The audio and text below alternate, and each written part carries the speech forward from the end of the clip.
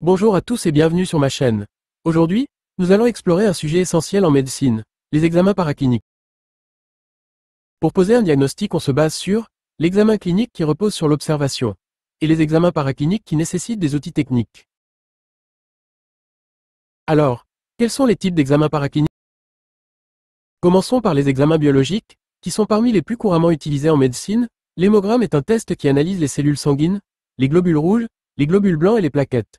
Par exemple, il permet de diagnostiquer une anémie. La glycémie, c'est-à-dire le taux de glucose dans le sang, elle permet de diagnostiquer et de surveiller le diabète. Bilan hépatique, il sert à vérifier la santé du foie en mesurant des enzymes comme les transaminases, ALAT, ASAT et la bilirubine. Le bilan rénal mesure des paramètres comme la créatinine et l'urée pour évaluer la fonction des reins. Passons maintenant à l'imagerie médicale, une discipline incontournable pour visualiser l'intérieur du corps humain. Les principaux types d'imagerie médicale. Radiographie. Utilise des rayons X pour obtenir des images des structures osseuses et parfois des tissus mous. Exemple. On utilise une radiographie pour détecter des fractures, comme un os cassé après un traumatisme. Échographie. Repose sur l'utilisation des ultrasons pour visualiser les organes et tissus mous. Exemple. Elle est souvent utilisée en obstétrique pour surveiller une grossesse. Scanner, TDM ou CT scan. Utilise les rayons X pour créer des images en coupe du corps, offrant une précision exceptionnelle. Exemple. On réalise souvent un scanner pour détecter des tumeurs, ou des hémorragies cérébrales.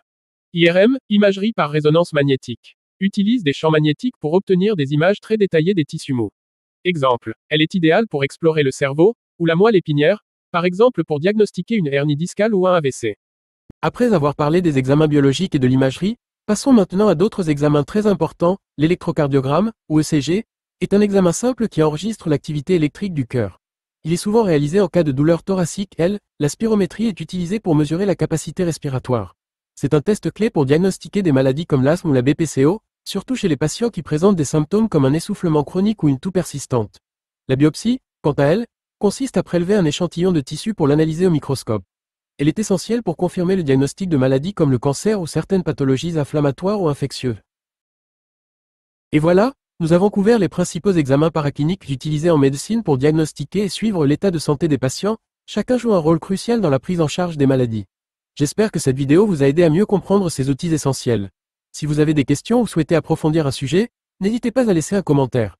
N'oubliez pas de liker la vidéo, de vous abonner à la chaîne et d'activer la cloche pour ne manquer aucune de mes prochaines vidéos. Merci d'avoir regardé, et à bientôt.